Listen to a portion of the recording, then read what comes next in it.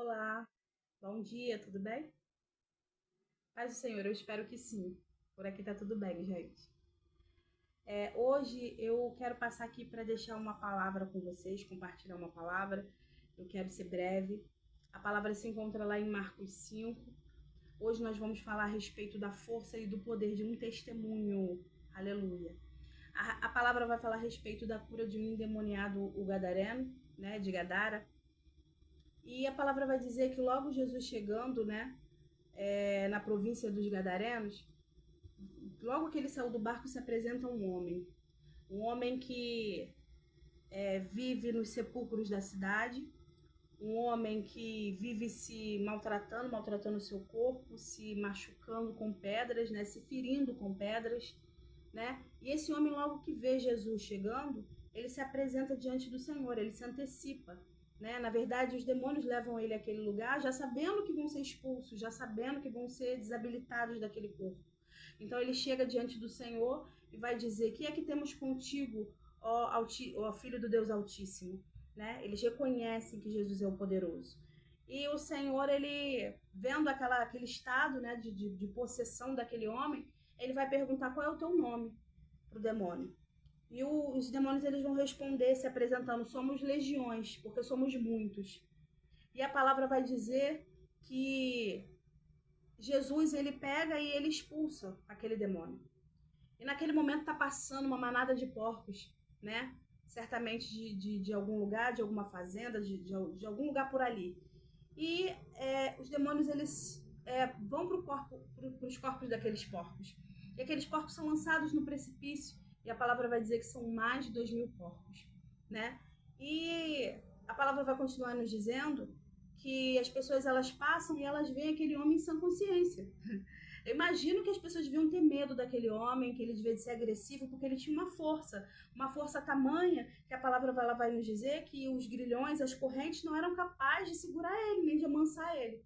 Então, assim, ele devia de ser uma pessoa dita louca naquele tempo, ele devia de ser uma pessoa, né, agressiva, ele devia de ser uma pessoa que as pessoas deviam ter medo dele, né, a tal ponto de amarrar, de acorrentar, e nem as correntes eram capazes de segurar ele, né? E aquele demônio, aquela legião, ela é expulsa, elas entram nos porcos que se jogam no precipício e morrem, e a palavra vai dizer que mais de 2.000 porcos.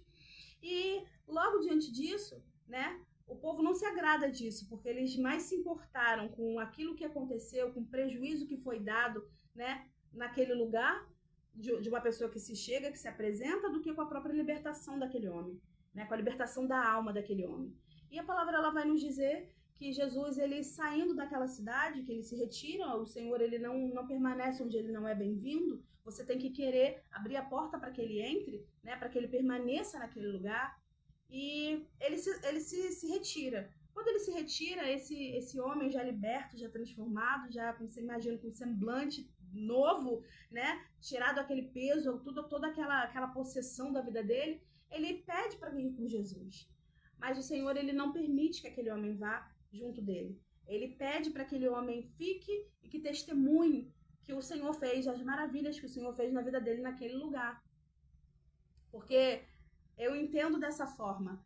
Se o Senhor ele não pôde fazer, completar, né, a sua obra naquele lugar porque pessoas não permitiram, que o testemunho dele fique naquele lugar. Que o testemunho dele, que as pessoas saibam naquele lugar que ele faz, que ele é. Talvez ele tenha sido impedido de fazer, não porque ele pode, mas ele quer que você permita, né? Porque as pessoas não quiseram que ele permanecesse, porque expulsaram ele, porque pediram que ele saísse da propriedade, né? E ele se retirou. Mas que ao as pessoas olharem pro próprio Gadareno, para aquela pessoa que era difícil, que era impossível, do qual as pessoas tinham medo, que eles possam ver Jesus. O que Jesus pode fazer? Que ficou a marca registrada naquele lugar, né? E a palavra vai dizer que aquele homem, né, dito como gadareno, ele ficou e começou a anunciar em Decápolis, né, quão grandes foram as maravilhas que Jesus fez na vida dele. E a palavra vai dizer que as pessoas olharam, que as pessoas olharam e se maravilharam. Elas se maravilharam com o testemunho que foi deixado naquele lugar. Por mais que pessoas não quisessem, que expulsassem, que pedissem a Jesus para que saíssem da propriedade. Elas não entenderam o trabalhar de Deus, as maravilhas que o Senhor pode fazer. E não é diferente, tudo que Deus deixa para nós tem um aprendizado.